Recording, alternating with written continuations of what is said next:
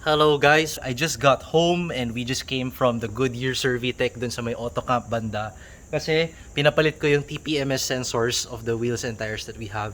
Keep the story short, I actually installed a different set of TPMS sensors on the new wheels and tires. Do take note, it's actually the exact same TPMS sensors that Toyota uses as OEM. But I just learned that apparently these TPMS sensors are actually coded or programmed to like the car. So even if I was using the exact same one, it wouldn't want to connect. So I took the original TPMS sensors from the stock wheels, placed it here. So yeah, mission success. The car is now reading the tire pressures correctly. And another thing that I want to show you guys is something that just arrived here at home. So as you guys know, yeah, the GR Yaris actually got bumped by a Civic FD on the rear end. So we had to source a new bumper and now it has finally arrived. This is an original bumper from Toyota. Shout out to Real Ryan. Thank you so much sa pagtulong sa akin. Make sure to subscribe to Real Ryan's channel on YouTube. But anyway, he helped me get this one, so thank you so much to Real Ryan. So now we're gonna open this just to check if these parts are actually exactly the same as the one on the GR Yaris. Let's unbox this thing. As you can see, it's a very big part. It's the whole bumper of the GR Yaris. Let's just make sure that this is the correct part because may ibang tao na nag-order ng bumper and they got the, I think, convenience pack bumper, the one that has holes for the parking sensors. Eh, yung sa atin, it's the RZ variant, the high performance variant. So hopefully this does not have holes. Just come over to this side so I can show you guys. Look at how the bumper flexes. It's so flexible. Ang lambot ng bumper. Tada! Here is our new bumper. Alright. So we're gonna have this painted by Noel from Carport 108 together with all the AERO bits that's gonna be going into the GR Yaris. My dad's the one filming, by the way. So that's the bumper, and of course below the bumper there's that black part. It's called, I guess, the diffuser. So let's check it out. So here we have the reflector assembly. I actually don't need this because we can just reuse the one on the bumper of the GR Yaris. Ayos pa naman yun. Shout out to Toyota San Pablo. Thank you so much for accommodating my order of the bumper. So here is the diffuser. Ta-da! Look! Zoom in. It's painted. It is painted gloss black. No need to paint this anymore. So here, guys, is the rear reflector that is stuck on the GR Yaris. You don't need this anymore because the one on the GR Yaris is actually fixed. We can just use that and put it on the new bumper. But my dad pulled out something else.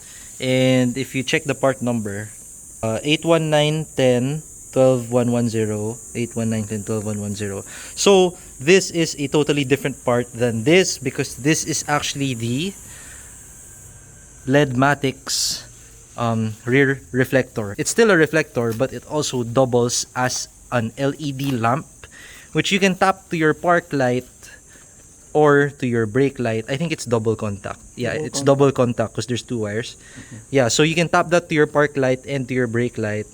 And look at that, it looks exactly the same, except that this has LEDs inside. So that's a pretty cool touch. We'll be including that to the parts that's gonna be installed on the car.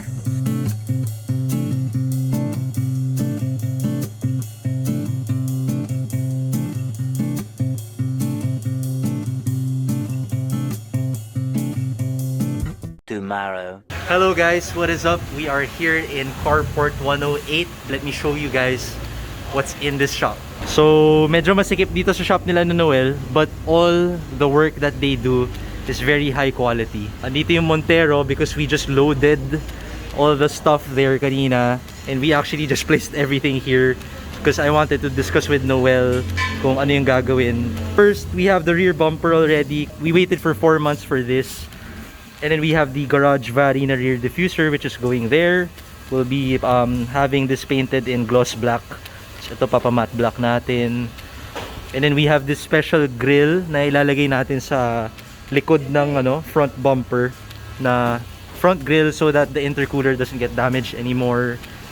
And then we have the HKS Kansai Service front lip over here.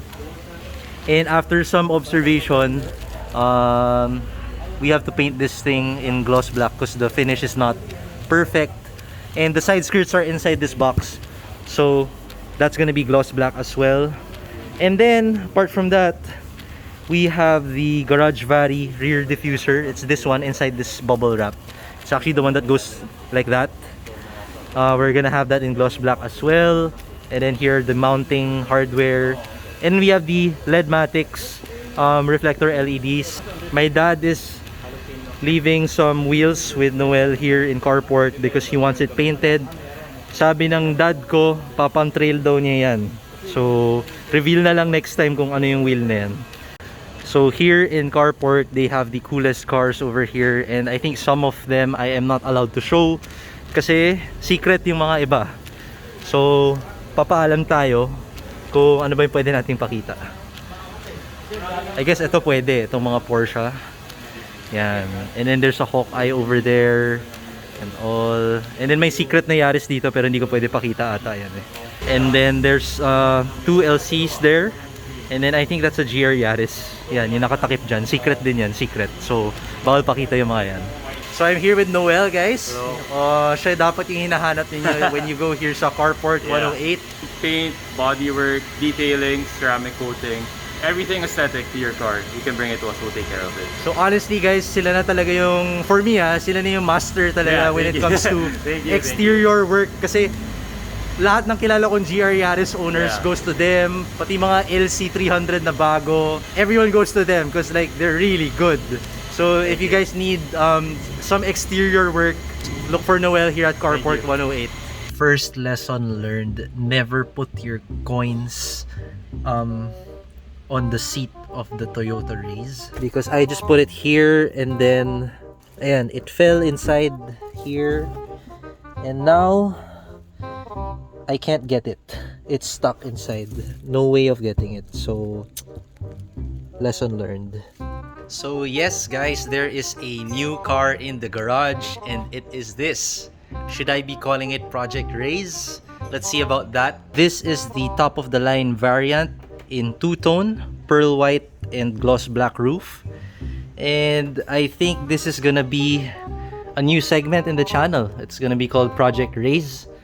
And I've driven this a while ago going home, and I can already see some improvements that we could make on the car. This is gonna be a shared car for my mom and my sisters, so it's gonna be an exciting one.